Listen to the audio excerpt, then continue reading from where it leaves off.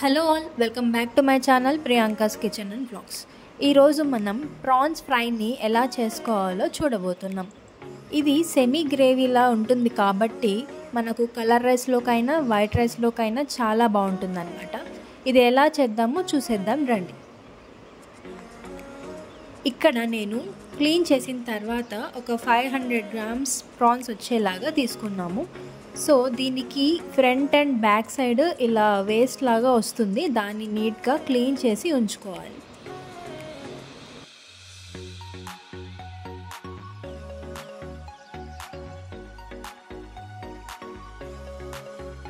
ఇలా నీట్గా క్లీన్ చేసుకున్న తర్వాత ఒక హాఫ్ చెక్క వరకు లెమన్, కొంచెం పసుపు, అలానే కొంచెం సాల్ట్ వేసుకొని బాగా మిక్స్ చేసుకొని వాష్ చేసి పక్కన ఉంచుకోవాలి.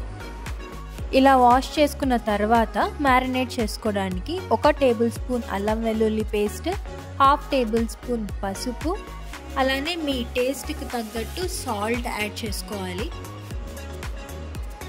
అండ్ దీంతోపాటు ఒక 1 టేబుల్ స్పూన్ వరకు కారం, 1/4 టేబుల్ స్పూన్ గరం మసాలా,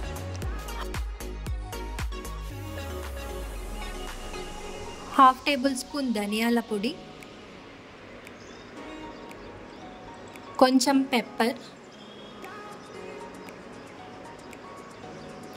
అలానే ఒక హాఫ్ చెక్క వరకు లెమన్ని తీసుకొని పిండుకోవాలి. ఇప్పుడు దీన్ని బాగా మిక్స్ చేసుకొని ఒక హాఫ్ అన్ అవర్ పాటు పక్కన ఉంచుకోండి. ఇప్పుడు ఒక కళాయి తీసుకొని అందులోకి ఆయిల్ వేసుకొని ఒక 3 పెద్ద ఆనియన్స్ని ఇలా చిన్న చిన్న ముక్కలుగా కట్ చేసుకొని గోల్డెన్ బ్రౌన్ షేడ్ వచ్చేంత వరకు వేయించుకోవాలి. ఇది మొత్తం హై ఫ్లేమ్లోనే ఉంచి వేయించుకోవాలి.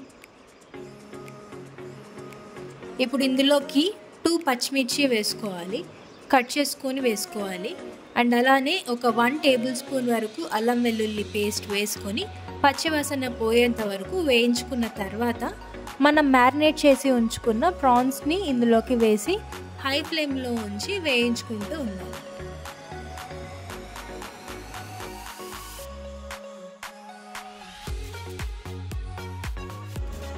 ఇది ఇలా కొంచెం వేగిన తర్వాత మనం ఇందులోకి ఇంకొక 2 టేబుల్ స్పూన్స్ వరకు కారంని యాడ్ చేసుకుందాం. అలానే టేస్ట్కి తగ్గట్టు సాల్ట్ని కూడా యాడ్ చేసుకొని బాగా మిక్స్ చేసుకోవాలి. ఇది ఇలా బాగా కలుపుకున్నాక సిమ్లో ఉంచుకొని ఇప్పుడు మనం ఒక మిక్సీ జార్లోకి 1 టేబుల్ స్పూన్ ధనియాల పొడి, 2 టేబుల్ స్పూన్ వరకు కొబ్బరి పొడి,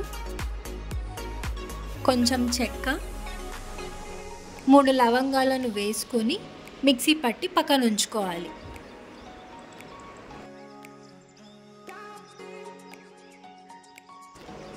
ఇప్పుడు ఈ ప్రాన్స్ ఆల్మోస్ట్ ఉడికిపోయాయి అని అనుకున్నప్పుడు మనము మిక్సీ పట్టి పక్కన ఉంచుకున్న పౌడర్ని ఇందులోకి యాడ్ చేసుకొని మిక్స్ చేసుకోవాలన్నమాట.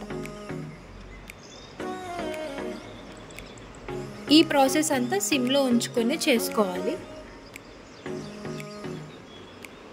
ఇప్పుడు ఇందులోకి కొంచెం కరివేపాకుని యాడ్ చేసుకొని మిక్స్ చేసుకోవాలి.